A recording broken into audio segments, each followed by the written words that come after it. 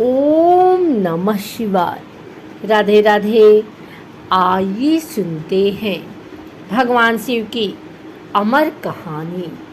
अगर भगवान शिव ने यह कहानी ना सुनाई होती तो अमरनाथ गुफा ना होती। माँ पार्वती ने भगवान शिव से एक सवाल पूछा, जिसके बाद भोलेनाथ ने एक कहानी सुनाई और अमर हो गया कबूतर का जोड़ा। अमरनाथ धाम हिंदू श्रद्धालुओं के लिए बहुत महत्व रखता है। जम्मू कश्मीर की वादियों में स्थित अमरनाथ धाम जाने के लिए भगवान शिव के भक्त साल भर इंतजार करते हैं। चार धाम की तरह भक्तगण इस पूजनीय यात्रा को जीवन में एक बार करने की इच्छा अवश्य रखते हैं। अमरनाथ यात्रा के बारे में कहा जाता है कि यहाँ भोले की मर्जी के बिना भक्त नहीं पहुँच पाते हैं।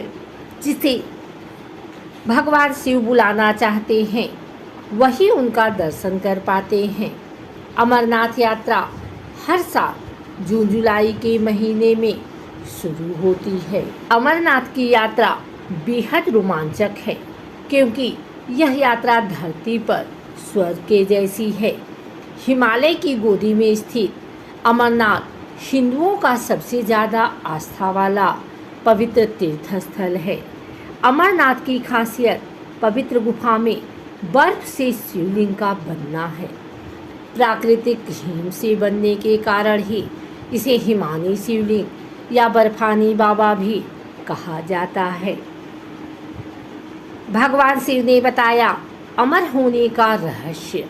अमरनाथ हिंदी के दो शब्द अमर अर्थात अनश्वर और नाथ अर्थात भगवान को जोड़ने से बनता है। एक पौराणिक कथा के अनुसार जब देवी पार्वती ने भगवान शिव से अमरत्व के रहस्य को प्रकट करने के लिए कहा, जो वे उनसे लंबे समय से छुपा रहे थे, तो यह रहस्य बताने के लिए भगवान शिव पार्वती को हिमालय की इस गुफा में ले गए, ताकि उनका यह रहस्य कोई भी ना सुन पाए। और यही भगवान शिव ने देवी पार्वती को अमरत्व का रहस्य बताया। पुराणों में वर्णित है कि एक बार माता पार्वती ने भगवान शिव से पूछा, आप अजर अमर हैं और मुझे हर जन्म के बाद नए स्वरूप में आकर फिर से वर्षों की कठोर तपस्या के बाद आपको प्राप्त करना होता है। मेरी इतनी कठोर परीक्षा क्यों? और आपके कंठ में पड़ी यह नरमुंड माला तथा आपके अमर होने का रहस्य क्या है? भगवान शिव ने माता पार्वती से एकांत और गुप्त स्थान पर अमर कथा सुनने को कहा, जिससे कि अमर कथा कोई अन्य जीव ना सुन पाए, क्योंकि जो कोई भी इस अमर कथा को सुन लेता है वह अमर हो जाता है।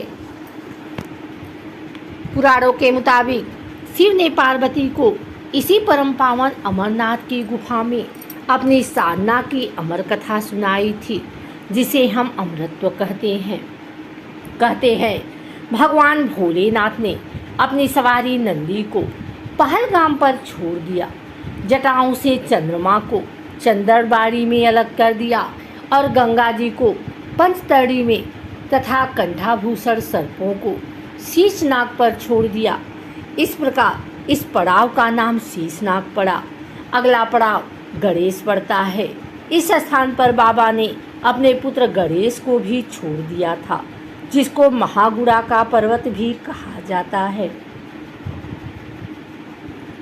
पिस्सू घाटी में पिस्सू नामक कीड़े को भी त्याग दिया। इस प्रकार महादेव ने जीवनदायिनी पांचों तत्वों को भी अपने से अलग कर दिया।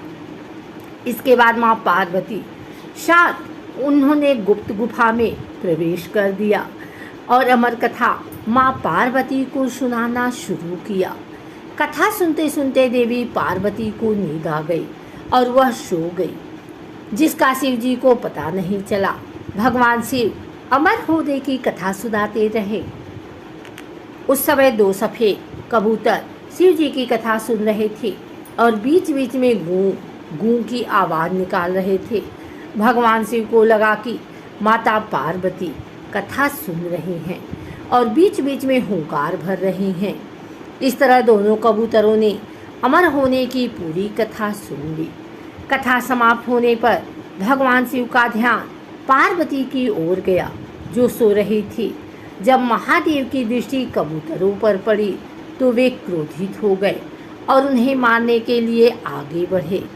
इस पर कबूतरों ने भगवान शिव से कहा कि हे प्रभु, हमने आपसे अमर होने की कथा सुनी है। यदि आप हमें मार देंगे तो अमर होने की यह कथा झूठी हो जाएगी। इस पर भगवान शिव ने कबूतरों को जीवित छोड़ दिया और उन्हें आशीर्वाद दिया कि तुम सदैव इस स्थान पर शिव पार्वती के प्रतीक चिन्ह के रूप में निवास करोगे। अतः यह कबूतर का जोड़ा अजर अमर हो गया।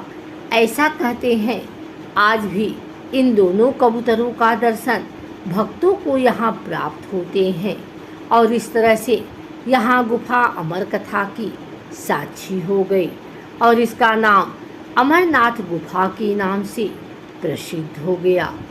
अगर आपको हमारी वीडियो अच्छी लगी हो तो इसे लाइक करें, कमेंट करें, शेयर करें।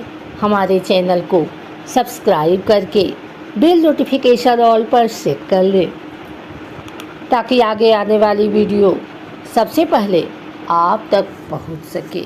धन्यवाद।